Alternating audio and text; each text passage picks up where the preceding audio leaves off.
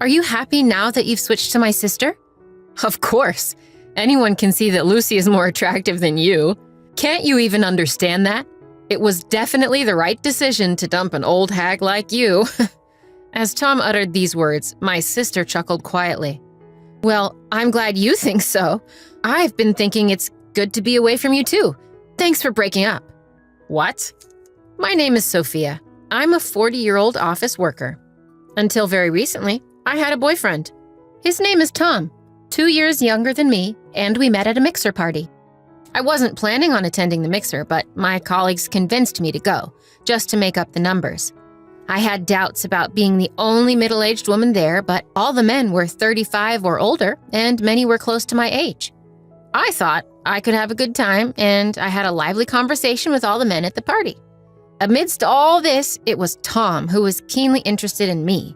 Tom and I had similar tastes, such as liking the same artist, smoking the same brand of cigarettes, and enjoying the same food. We clicked well, and Tom started inviting me out on dates and for meals. After that, we started dating and our relationship progressed smoothly. "Sophia, your cooking is delicious." "Thanks. Maybe it's because I've lived alone for so long, and I used to cook a lot as a substitute mother for my younger brother and sister." "Oh, you have a sister too. I'll have to say hello to her sometime." At that time, I didn't think much of it, but now I feel that him mentioning only my sister, not my brother, hinted at his flirtatious character. We started dating about 1.5 years ago, and even then he showed signs of being emotionally abusive. "Sophia, is dinner ready yet?" "Just a little longer. I'm making it now."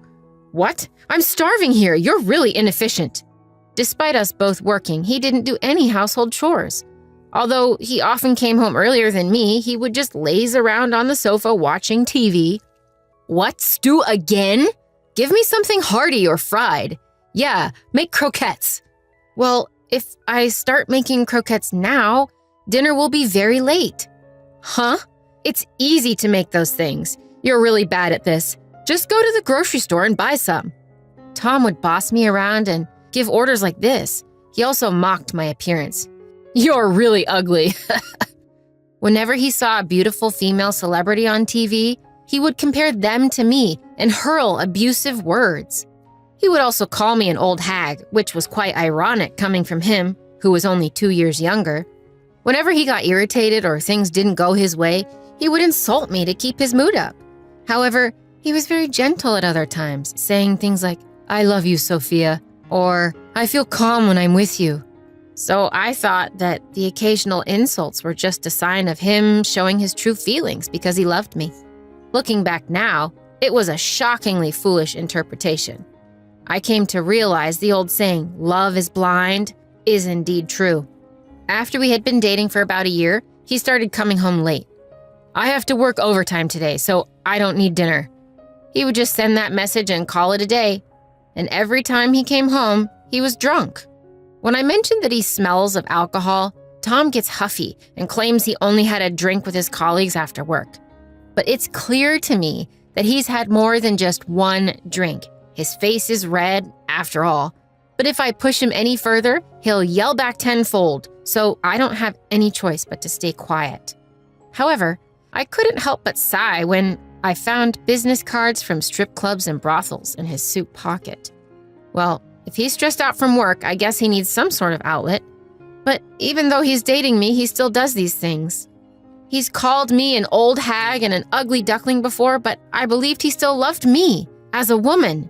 However, these days, he hasn't been doing that sort of thing. He's been satisfying his desires elsewhere. I've been wondering if we can even still call this dating. But amidst all this, Tom did something surprising. "Today, it's on me. Let's go get some sushi." "Huh? What's the occasion?" "Nothing much. Just a token of my daily gratitude, I guess." I found his shy response endearing, and I was excited to go eat sushi. It wasn't high-end sushi, but it was delicious, as it's been a while since I last ate sushi. When we got home from enjoying our sushi, Tom said, "I've got some special beer at home for us to enjoy tonight." "Oh, thank you." I was surprised since he hadn't done anything like this in a while. It wasn't a special day or either of our birthdays, so I couldn't help but wonder if there was a catch. Then, Tom bashfully dropped a bombshell. Well, I haven't prepared a ring yet, but how about getting married? Huh? It was an unexpected proposal. I was so taken aback that I couldn't respond immediately. As I sat there wide-eyed and stunned, Tom asked me, "Is it no good?" I was honest about how I felt. "I'm sorry. It was so sudden. I'm shocked." I see. I was happy, but I had to voice my concerns. I'm thrilled you proposed, but you've said so many cruel things to me, right? And it seems like you go frequently to those nightclubs. Why did you propose to me despite all that?" When I asked, Tom responded while looking me in the eyes. "I guess it's because if I'm going to get married, I want it to be with you, Sophia.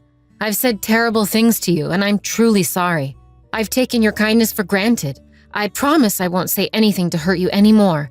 So I want you to marry me." Being told that so directly, I couldn't help but be swayed. I accepted his proposal right then. I was suddenly so happy at the thought of getting married. I couldn't stop grinning. But even then, our old patterns didn't change. "Hey, old lady, get me a beer, will ya?" "Hey, didn't we agree you wouldn't call me old lady?" "Ugh, you're such a nag. Sophia, old lady, both are more or less the same 6-ish letters." "It's not the same at all. You're always nitpicking. It's annoying." "That's because you're breaking your promise. You promised me when you proposed. If this is how it's going to be, I can't bear it." "Ugh, then you shouldn't have accepted so easily." Saying that, Tom, irritated, took his beer and secluded himself in his room. Another day he shouted, "Don't get cocky, you old ugly hag. Any young woman is way better than an old hag like you." When he started talking like this, I too didn't hold back, replying, "If that's the case, why don't you find a young woman and move on? But you're settling for me because no young woman would look at you now that you're an old man, aren't you?" When I teased him like this, he would get furious, his face turning beet red. "Don't you have any sense of gratitude or awareness that you've been chosen? If that's how you want to choose, let's annul our marriage." "All right, let's call off the marriage." Saying so, Tom once again retreated to his room with a beer in hand. Looking back, he seemed to be drinking excessively around this time. Maybe his heavy drinking was what made him short-tempered and his words harsh. Still, the next morning he would apologize. "Sorry, it was my fault. I only have you, Sophia. Sorry for being such a lousy boyfriend, but I really want to marry you." When he said these sincere words, I, in the end, would always forgive him. A few months passed since he somewhat proposed, and finally we started preparing for the marriage. First up, meeting each other's parents. It was my first time meeting his parents, but they were very kind and approved of our marriage. Now it was his turn to meet my parents. "Ah, welcome, Tom." "Lucy, long time no see." My sister, who was living at home, greeted us. Tom had visited my home a few times and had met not only my mother, but also my brother and sister. It was his first time meeting my father, but my father is not scary, so he interacted with Tom normally. "So Tom and my sister are getting married. I never thought she would beat me to it." "Right? You're already in your late 20s. Time flies." "Hey, Mom, stop teasing me about that." My sister puffed up in anger while my mom laughed maliciously. In fact, my sister and I have quite an age gap. She is currently 28. That means there's a 12-year gap between me, who just turned 40, and her. Even though she's in her late 20s, my sister has a beautiful face, so she looks more like she's in her early 20s. My family approved of the marriage, and Tom and I steadily prepared for our wedding. But then, out of nowhere, he suggested we break up. I didn't understand why. Why? We're about to meet both families. We don't have to cancel the family meetings." "What do you mean?" Then the doorbell of our house rang. Wondering who it could be at such a time, it turned out to be my sister. "Lucy, sorry, I'm a bit busy right now." "No problem. I'm involved too." "Huh?" With that, my sister strode into our house. When I followed her, Lucy called out, "Tom!" and to my surprise, threw her arms around him. "Oh, you sure took your time, didn't you?" He chuckled. "I was picking out some cute lingerie for you, Tom, and that made me late," Lucy laughed. "Really? Can't wait," Tom said, patting Lucy's bottom. "What's going on?" I asked. "Huh? Can't you see? This is what's happening," Tom replied, laughing and pulling Lucy closer to his side. "I'm sorry, sis. I fell in love with Tom, and he fell for me too. So I'm going to be the one marrying him," Lucy announced, followed by a guffaw.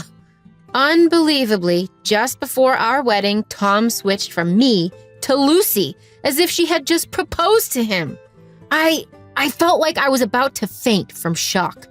"We'll be moving to our new home now," Tom said, heading into his room and coming out almost immediately.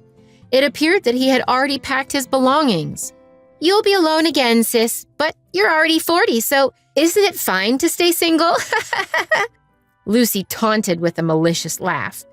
Even after they had left, I stood there in a daze for quite some time.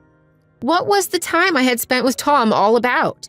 Upon reflection, he was a worthless scumbag. But he must have had some charm, too. The loss of him brought me intense grief. I cried for a while. It wasn't until I reached out to a friend and talked to my younger brother on the phone that I began to feel a bit calmer.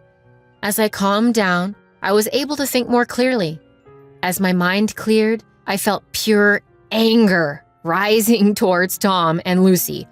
I wanted to pay them back, to make them regret Tom breaking up with me. With that in mind, I decided on a plan for revenge. When I told my brother about it, he agreed to help me.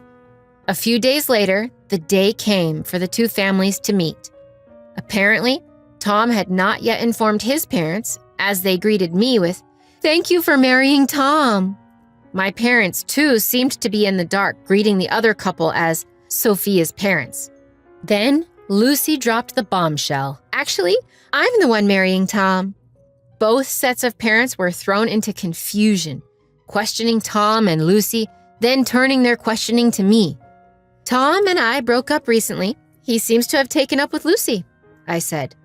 While both sets of parents were angry, I calmed them down, saying I was no longer angry and that they should accept the marriage. The meeting ended on an awkward note, and soon after, Tom and Lucy announced they were getting married. They seemed grateful that I had smoothed things over and invited me to the wedding. I attended the wedding not as the bride, but as a guest. As the ceremony approached and the room began to fill, I headed to the room where Tom and Lucy were waiting. When I entered the room, they were happily chatting. The place where Lucy sat should have been mine, but I no longer felt any envy. "Tom, Lucy, congratulations on your wedding," I said as I entered the room. They seemed surprised to see me, but quickly approached with smug smiles. "You really have some nerve, don't you? Any normal person wouldn't come to the meeting or the wedding after being dumped by their boyfriend for their sister." "You're definitely a bit off, aren't you?" Lucy added, grinning. I asked Tom with a gentle smile on my face, "Are you happy now that you've switched to my sister?" Then Tom burst into laughter and said, "Of course. Anyone would agree that Lucy is more attractive than you. Can't you see that? It was absolutely right to ditch an old hag like you." Hearing Tom's words, my sister Lucy giggled as well. "Good for you. I'm glad I'm free from you too. Thanks for breaking up with me." "What?" Tom seemed flustered, not expecting such a response from me. My proud sister, irritated by my composed statement, bit back. "Sophia, you must be envious. You're pretending to be strong, which is lame. You must be unbearably regretting that I took your boyfriend, right?" "Well, anyone who's happy about being cheated on is just a pervert and the minority. I was frustrated too, but when I thought about it calmly, I genuinely felt good about breaking up with such a terrible man." "What the hell is that supposed to mean?" "As you said, you've called me an old hag and have been overly dominating. If we were married, that would count as emotional abuse, and I could sue for damages, you know. Imagine how horrible a husband you'd become if you already acted this way while dating." My sister's face turned pale at my words. "Emotional abuse? Tom, is that true?" Tom hurriedly denied it. "Lucy, don't believe her. I'm a man who treats the woman I love with great care. That means I will take very good care of you." "Tom." Just when the two seemed to switch into lovey-dovey mode, I played a certain voice recording. Don't get cocky just because you're an old hag and ugly. Younger women are far better than old hags like you. I'm sorry I was wrong. There's only Sophia for me. I'm sorry for being such a lousy boyfriend, but I really want to marry Sophia. Lucy was stunned after hearing the recording. This is Tom's voice. These are some of the things he said while we were dating. He'd throw harsh words at me one day and ask for forgiveness with sweet words the next. This is his pattern. No way. It seemed that Tom hadn't anticipated I'd be prepared with such evidence, and he snapped at me in a state of panic. Hey, stop messing around, you old hag. You're just nasty. I'm glad I didn't marry you, ugly, old, and bad-tempered. What's the point of living? Just as Tom said this, the door of the green room banged open. In walked Tom's parents. Tom, that's enough. Stop embarrassing yourself in front of our relatives. What? What's going on? Your conversation has been broadcast throughout the entire house. Everyone heard. No way! Tom went pale all at once. No, is this some kind of a joke? My words were... Every attendee heard it all today. I'm disappointed to hear you're such a pathetic man, Tom. I'm going to apologize to the guests right now. Get moving. Tom's father grabbed Tom by the scruff of the neck, and he was ushered out of the waiting room. Lucy collapsed onto her knees, looking completely stunned, and hung her head. Both Tom and Lucy had paid a heavy price this time. They found no sympathizers among relatives, colleagues, and friends, all of whom distanced themselves.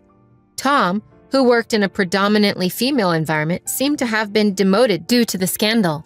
Lucy, on the other hand, was warned by her friends that they couldn't hang out with someone who would steal her sister's fiancé, that their own boyfriends or partners might be next. As a result, no one invited her out anymore.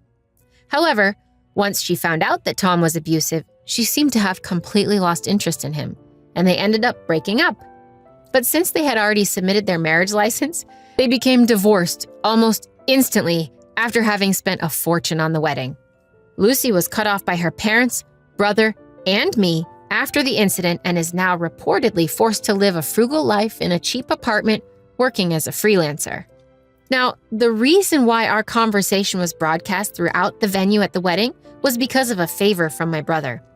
He owns a company that handles sound systems, not just for large-scale events and concerts, but also for most of the weddings in our area. The venue for Lucy and Tom's wedding was handled by my brother's company. So, he explained the situation to the staff beforehand and had them put a small pin microphone on me to broadcast our conversation to the venue. I didn't expect Tom to make such a spectacle of himself, but the plan was a complete success, and I had my revenge.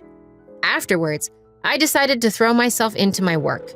I was promoted and was put in charge of a project where I ended up dating a man from a client company. He is the same age as me and is divorced, but it seems the reason was his wife's infidelity. He is very kind, doesn't change his attitude suddenly or make harsh remarks, and always speaks to me gently. We haven't talked about marriage yet, but I feel like I can be with him for a long time. But I'm not hung up on marriage anymore, so for now, I'm going to fully enjoy the time I spend with him.